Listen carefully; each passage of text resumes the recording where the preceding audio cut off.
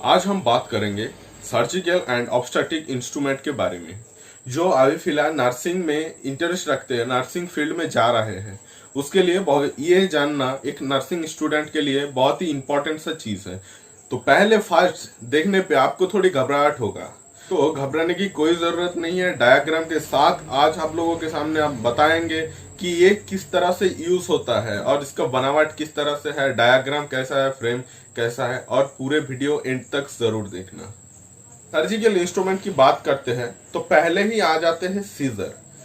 Scissor देखिए, अब scissor बहुत तरह की है कि सभी एक ही चीज एक ही तरह की है, लेकिन नहीं, सभी में थोड़ी बहुत डिफरेंस है और थोड़ी बहुत डिफरेंस में ही बहुत अलग अलग डिफरेंस की काम होता है। कुछ जो है ड्रेसिंग करने में काम आता है, कुछ जो है होल्ड करने में काम आता है, और कुछ जो है ऑपरेशन करने में काम आता है। तो टोटल आज जो है, आज हम ये जो इंस्ट्रूमेंट वगैरह है, तो आज सीजर के बारे में बात करेंगे। टोटल 14 टाइप्स का सीजर आता है, उन सभी सीजर्स के यूज और डायग्राम के बारे में बात करेंगे। तो चलिए वीडियो को आगे बढ़ाते हैं।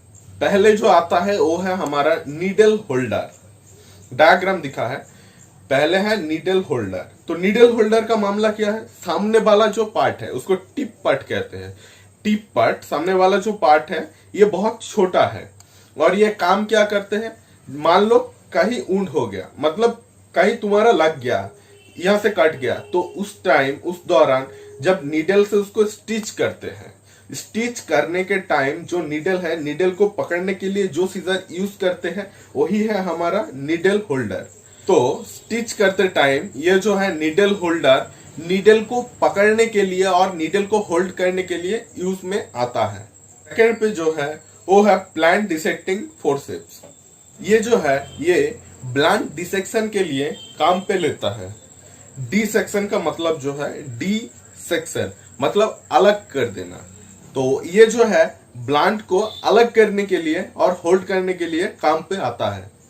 मान लो डेलिकेट स्ट्रक्चर है, डेलिकेट स्ट्रक्चर यानी कि मुलायम कोई स्ट्रक्चर है। हमारे बॉडी के अंदर जो स्ट्रक्चर होता है उसके अंदर कुछ होता है मुलायम स्ट्रक्चर, तो उस मुलायम स्ट्रक्चर को होल्ड यानी ग्राफ्ट पकड़ने के लिए ये यूज होता है।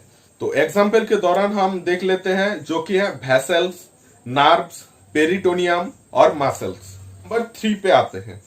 3 पे है टूथ डिसेप्टिंग फोर्सेस। टूथ डिसेप्टिंग का मामला कुछ ऐसा है कि जो प्लेन डिसेप्टिंग है उसके तरह ही है, लेकिन इसका जो एंड वाला पार्ट है, मतलब टिप्स पार्ट में अगर देखो गौर से, तो ऊपर में और नीचे पे हमारे दांत, टीथ के तरह एक पार्ट लगा हुआ है उसके साथ, इसीलिए इसको कहते हैं कि टूथ डिसेप्टिंग फोर्सेस। आप देख लेते हैं काम कैसा आता है। मान लो कहीं पे ऊंड हो गया, मतलब लग गया कहां पे, तो उस जहां उंडेड प्लेस है, उंडेड के सराउंडिंग प्लेस, मतलब उंडेड के साइड वाला जो पोर्शन होता है, उस पोर्शन पे जो मासल, छोटा छोटा मासल और स्किन रहता है, ये जो स्किन है उंडेड हो गया, इस साइड जो स्किन और मासल्स है, स्किन और मासल्स को पकड़ने के लिए ये बेसिकली काम पे आता है। नंबर 4 पे आता है, जो कि है एड्स-ऑन डिसेक्टिंग फोर्सेस।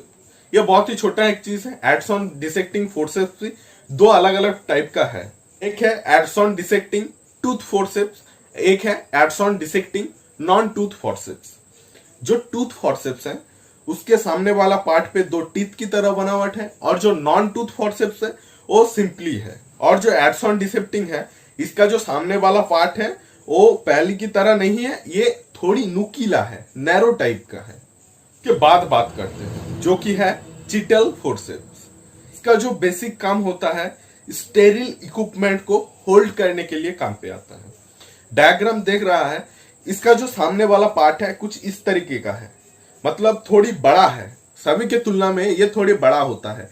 कि मान लो आपको इस जगह पे लग गया, यहाँ पे इस जगह पे आपको लग गया, तो ये जो है सीजर है, सीजर के यहाँ पे जो स्टेरिल है, स्टेरिल को या तूले वगैरह को दे के आपके यह वाला पोर्शन को ड्रेसिंग कर सकते हैं आसानी से। ये जो है सामने वाला पार्ट थोड़ा मुड़ा हुआ रहता है, और जो है ड्रेसिंग करते के टाइम, स्टेरिल को पास करने के टाइम, कि मान लो कोई तूला वगैरह पड़ा है उसको पास कर रहा है, तो वो सीजर के जरिए पास करता है। तो अगर हम लोगों का हाथ में जो कीटाणु बैक्टीरिया है वो उस तुले को इफेक्ट नहीं करेगा।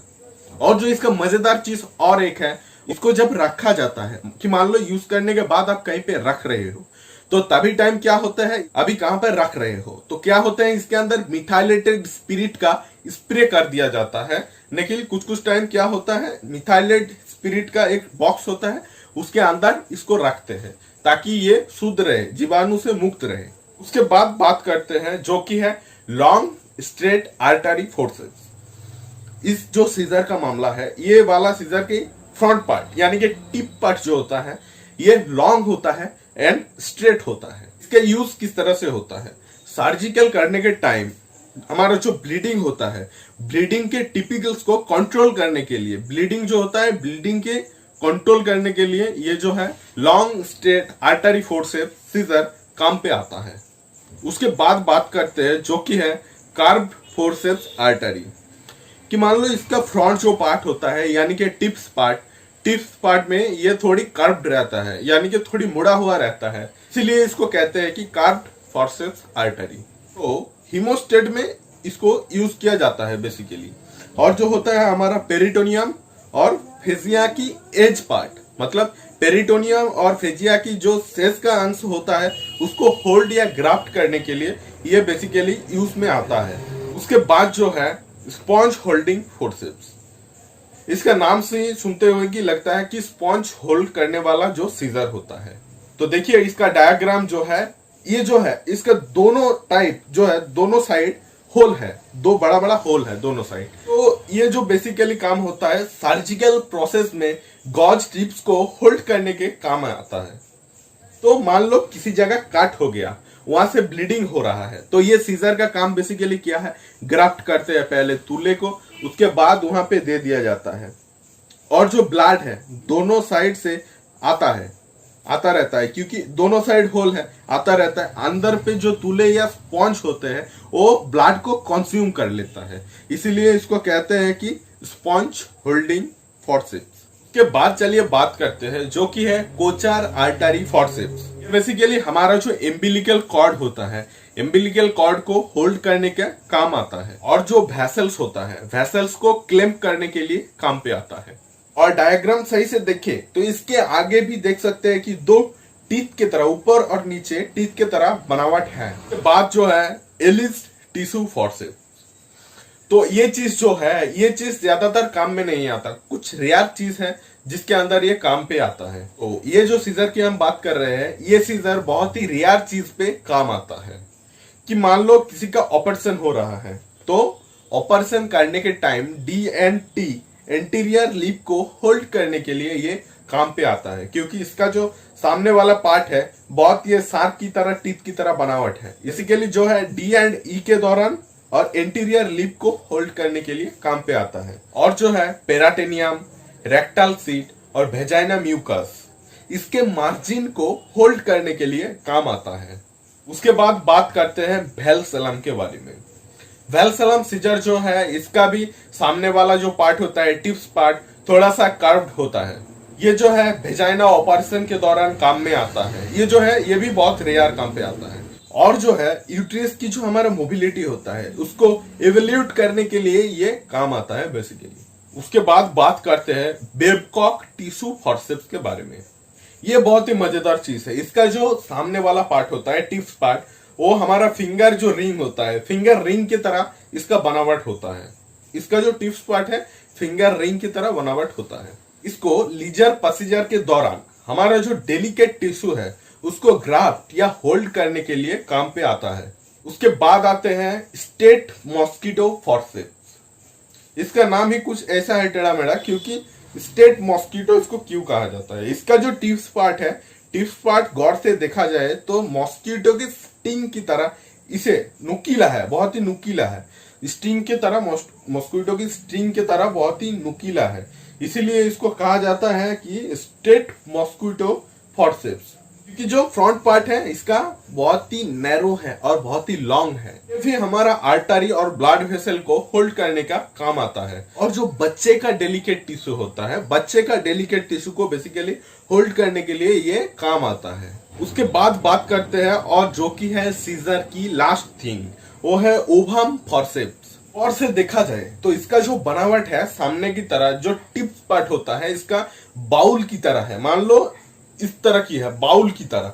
अंदर कुछ चीज को बाहर करना है तो वो जाके इस तरह से अंदर पे चीज को पकड़ बनाए रखते हैं अच्छी तरह और उसको बाहर कर दिया जाता है। बाउल की तरह शेप है, इसीलिए ओवम फॉर्सेप्स इसको कहा जाता है। ये जो है ये ऑपरेशन और एमटीवी ऑपरेशन के दौरान जो कॉन्सेप्शन की चीज होते हैं, उस कॉन्सेप्शन की चीज को अच्छा तरीके से बाहर निकालने के लिए ये बेसिकली ओवम फोर्सेप्स काम पे आता है। तो ये हो गया हमारा जो बेसिक चीज होता है। हमारा चीज है ये बेसिकली प्रैक्टिकल पे और लेबोरेटरी हॉल में आपको दिखने के लिए मिल जाएगा, लेकिन ये जो चीज है ये जानना बहुत ही जरूरी एक चीज है, इसीलिए मैं सोचा कि इसके ऊपर एक वीडियो बनाते हैं। तो आप लोगों को अगर अच्छा लगा तो लाइक शेयर तो बनता है। और जो है हम नेक्स्ट पार्ट में, इसका जो है ये पहला पार्ट है, ठीक है। इस पहला पार्ट में हम डिस्कस किया कि सीजर के बारे में, तो सीजर के बारे में डिस्कस किया। वीडियो अभी बहुत बड़ा हो गया, इसीलिए जो सोचा है कि और जो है कुछ वो हम सेकंड पार्ट में आप लोगों के साथ डिस्कस करेंगे। तो आप लोग इस तरह के वीडियो में इंटरेस्ट रखते हैं तो आप मेरा चैनल सब्सक्राइब कर सकते हैं। सब्सक्राइब के पास जो बेल नोटिफिकेशन है उसको ऑल कर दीजिए ताकि न्यू वीडियो आपको पहले जल्दी मिल सके। तो चलिए दोस्तों, वीडियो का एंड यहाँ पे ही करते हैं और डिस्क्रिप्शन बॉक्स पे भी पूरा का पूरा जो है पूरा का पूरा पार्ट वो हम लिख के दे दिया है, ठीक है। वहां पे जाके आप स्क्रीनशॉट भी कर सकते हैं और पूरा वीडियो देख लीजिए तो आपको आइडिया बहुत ज्यादा बढ़ जाएगा। तो चलिए दोस्तों, मिलते हैं नेक्स्ट वीडियो पे और सेकंड पार्ट के वीडियो पे। तभी के लिए बाय बाय।